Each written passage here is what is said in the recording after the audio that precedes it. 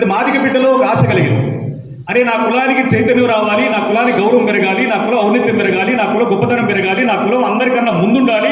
ఇదిగో ఈ దేశంలో, ఈ హిందూ దేశంలో నా దేశాన్ని జాంబవంతుడి భూమి పుట్టక ముందే పుట్టాడంటాడు. ఈ దేశాన్ని జంబూదీపం అని పిలిచేవాళ్ళు అంటారు, జాంబోఖండం అని పిలిచేవాళ్ళు అంటారు. మరి జంబూదీపము జాంబోఖండం నా దేశం అయితే ఈ దేశానికి మూలవాసనమైన మాదిగలు అంటరాని వాళ్ళకు అస్పృశ్యులుగా మనం ఎందుకు మిగలాలి?